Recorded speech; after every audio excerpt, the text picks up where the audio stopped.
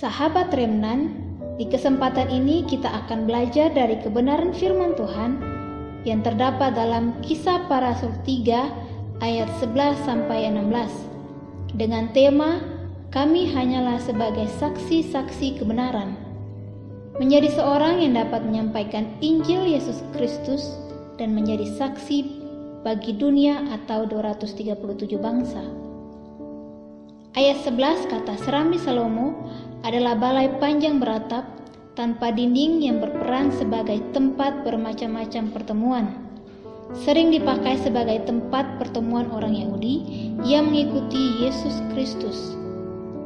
Kegagalan terbesar gereja atau hamba Tuhan secara khusus ketika mengerjakan sebuah pelayanan rohani adalah ingin dipuji dan dihormati. Tidaklah sedikit orang-orang mengklaim bahwa mereka adalah hamba Tuhan dan utusannya. Menjadi berdosa dan bersalah kepada Tuhan Allah karena mereka tidak sungguh-sungguh mengerjakan komitmen sebagai seorang utusan atau hamba Tuhan dalam pekerjaan Tuhan. Acap kali ketika melihat, mendengar, dan menyaksikan sendiri di media-media yang menampilkan adanya hamba-hamba Tuhan atau orang-orang yang terlihat dalam pelayanan sangat berambisi untuk menjadi besar dan terkenal sehingga panggilan pelayanan itu menjadi bergeser dari maksud Allah yang sesungguhnya. Siapakah yang harus menjadi besar dalam pelayanan kita? Apakah kita manusia yang hanyalah hamba atau Kristus adalah Tuhan kita? Kata murid bertanya kepada Yesus, siapakah yang terbesar dalam kerajaan surga? Dalam Matius 18 ayat 1-5. Tetapi apakah yang dijawab oleh Tuhan Yesus? Mereka harus sungguh-sungguh menjadi seorang pelayan. Maka Yesus memanggil seorang anak kecil dan menempatkan di tengah-tengah mereka, lalu berkata, Aku berkata kepadamu, sesungguhnya jika kamu tidak bertobat dan menjadi seperti anak kecil ini, kamu tidak akan masuk ke dalam kerajaan sorga. Sedangkan barang siapa merendahkan diri dan menjadi seperti anak kecil ini, dialah yang terbesar dalam kerajaan sorga. Dan barang siapa menyambut seorang anak seperti ini dalam namaku, ia menyambut aku. Kecenderungan hati manusia adalah mencuri kemuliaan Tuhan dengan menampilkan diri sendiri, seakan-akan dialah yang melakukan semuanya itu. Ada juga yang memakai semacam kuasa yang sangat bertentangan dengan Allah supaya dapat memperoleh pengikut yang banyak dan disukai oleh banyak orang.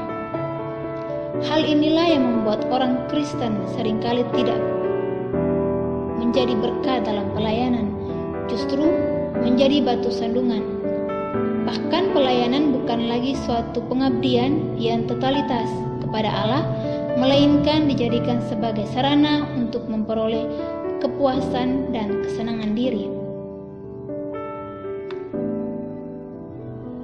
Ini adalah suatu kebohongan atau menipu diri sendiri bila kita tidak menginginkan suatu pujian dan hormat dari manusia. Kita ingin dikenal dan diakui oleh dunia. Tapi apakah itu tujuan kita? Tentu tidak. Tetapi mengapa banyak orang begitu tergila-gila ingin dikenal?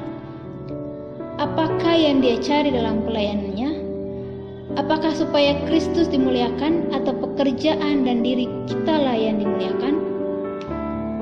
Sesungguhnya model pelayanan demikian mengkonfirmasi kepada kita bahwa bukan Kristus yang memberitakan dan dimuliakan, melainkan diri sendiri.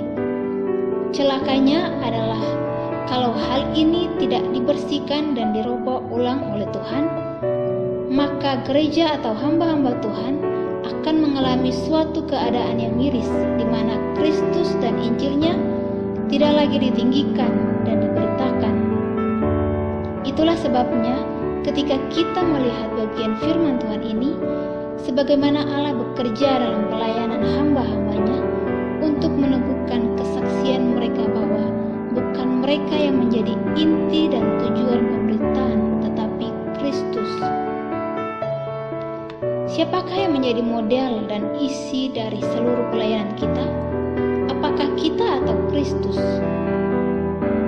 Maka kita akan melihat dua hal yang sangat penting dalam bagian firman Tuhan ini yang sangat berhubungan dengan pelayanan kita, baik di gereja maupun di dalam pelayanan-pelayanan lainnya, secara khusus oleh hamba-hamba Tuhan dan orang Kristen di tengah-tengah jemaat. Yang pertama, menjadi saksi kebenaran yang sejati, ayat 15.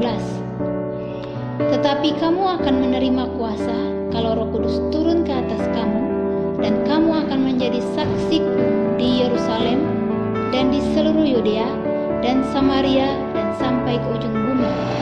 Itu terdapat dalam Kisah Para Rasul 1 ayat 8, di mana kita adalah saksi Kristus yang menyampaikan ke seluruh dunia. Kita bukan seenaknya bilang menyampaikan firman Tuhan, tetapi kita harus siap menderita seperti Yesus menderita di kayu salib. Yang kedua, membawa orang beriman kepada Yesus Kristus, ayat yang ke-16. Kita bisa melihat dari Efesus 2 ayat 10-11, Yohanes 6 ayat 40, dan Roma 10 ayat 11-13. Dari cerita ini kita bisa melihat bahwa kita harus mempunyai iman yang sungguh-sungguh kepada Tuhan, karena kuasa Tuhan lebih berkuasa dari segalanya. Tuhan memakai hambanya untuk menyembuhkan anak-anaknya hanya dengan memakai namanya, yaitu Tuhan Yesus Kristus. Bukan kita yang berkuasa, tetapi Tuhan yang lebih berkuasa, atau yang lebih tepatnya Allah yang bekerja di dalam dan melalui Yesus. Petrus menyampaikan khotbah mendadak kepada orang-orang yang berada di Serami Salomo. Di sini rasul-rasul tidak mengutamakan diri mereka lagi seperti dahulu, tetapi mereka menjadi saksi bagi orang yang belum mendengar kabar baik dan menyampaikan kebangkitan Yesus serta menyembuhkan orang sakit. Pada awal dan akhir dari khotbah yang dibawakan oleh Petrus, di mana Petrus menyebut Yesus sebagai hamba Allah, dapat disebut hamba di mana Allah telah memuliakan namanya, di mana mengingatkan kita kepada hamba Tuhan yang harus siap menderita dan melayani Tuhan Kristus sebagai Tuhan dalam hidup kita. Kata hamba diterjemahkan dalam bahasa Ibrani yaitu ayet, itu budak hamba pelayanan. Artinya seorang yang bekerja untuk keperluan orang lain. Dalam hal ini Yesus anak Allah yang dimana mereka mencam sebagai penghujat karena mengatakan bahwa dirinya adalah anak Allah. Maka Petrus dengan ini mengatakan bahwa ia adalah hambanya, yaitu Yesus yang adalah juru selamat dunia. Yesus dituduh dan diserahkan kepada para imam dan tua-tua bangsa untuk dibawa ke Pilatus untuk disalibkan. Tetapi Pilatus berpendapat bahwa ia harus dilepaskan. Tetapi banyak orang memaksa atau menentang untuk disalibkan dan memaksa untuk membebaskan Barnabas yang disalibkan Yesus, seakan Yesus itu seorang penjahat yang harus dihukum mati, di mana Allah telah memilih anaknya untuk menjadi raja, imam, dan nabi bagi umatnya. Allah mengutus anaknya ke dunia untuk mati di tiang kayu salib untuk menghapus dosa manusia. Tuhan Yesus Kristus mati bukan seterusnya, tetapi ia akan bangkit pada hari yang ketiga dan akan naik ke surga dan duduk di kanan Bapa yang Maha Kuasa. Maka kita harus mempunyai iman yang teguh dan jangan goyang dengan apa yang ada di depan kita. Maka yang menjadi kesimpulan dari kebenaran firman Tuhan yaitu kita harus menjadi hamba Tuhan yang siap diutus untuk menyampaikan Injil kepada 237 bangsa, dan kita harus mempunyai iman dalam menghadapi setiap masalah. Terima kasih, Tuhan Yesus memberkati.